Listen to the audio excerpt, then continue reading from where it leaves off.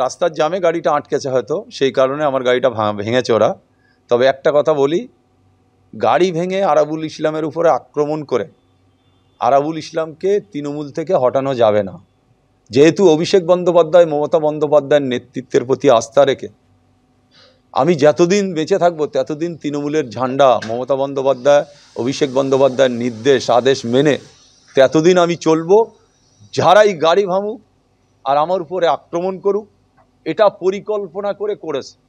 শওকত মোল্লা নিজে 6 লেনে বসে আছে আর আমার উপরে হামলা হচ্ছে। শওকত মোল্লা নিজে 6 লেনে বসে আছে, আমার উপরে হামলা হচ্ছে। শওকত মোল্লার নির্দেশে কয়েকজন কুখ্যাত সমাজবিরোধীরা আমার গাড়ির উপরে আক্রমণ করেছে। আমি আবার বলছি, আরাবুল ইসলামের উপরে আক্রমণ করে কিছু হবে না।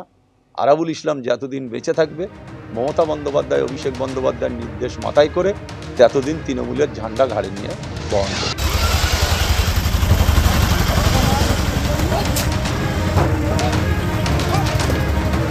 দেখতে পাচ্ছেন এইভাবে হামলা চলেছে, একেবারে আরাবুল ইসলামের গাড়ি লক্ষ্য করে, আরাবুল ইসলামের ছেলের গাড়ি লক্ষ্য করে ভাঙচুর চলেছে। সবটা ঘটেছে পুলিশের উপস্থিতিতে এবং সবটা করিয়েছেন ক্যানিং পূর্বের তৃণমূল বিধায়ক শওকত মোল্লা। এই অভিযোগ করছেন আরাবুল ইসলাম। শওকত মোল্লা নিজে উপস্থিত থেকে তার উপস্থিতিতে সমাজ বিরোধীদের দিয়ে এই কাণ্ড ঘটানো হয়েছে, তাকে ভয় দেখানোর চেষ্টা হয়েছে বলে অভিযোগ করছেন আরাবুল ইসলাম।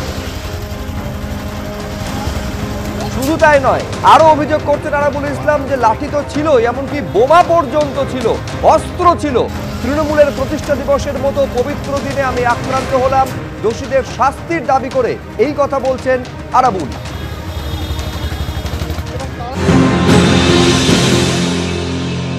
অনেকের হাতে লাঠি ছিল, মেশিনও ছিল, কয়েকটা বোমও পড়েছে।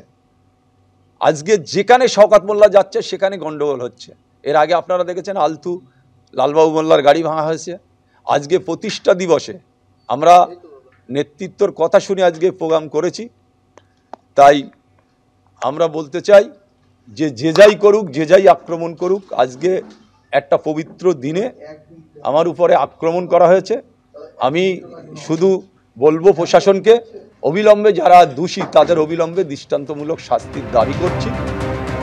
ভাঙড় এবং হাতিশালা থানার পুলিশের সামনে এই ঘটনা ঘটেছে। পুলিশ তারপর লাঠিচার্জ করে পরিস্থিতি সামাল দেয়।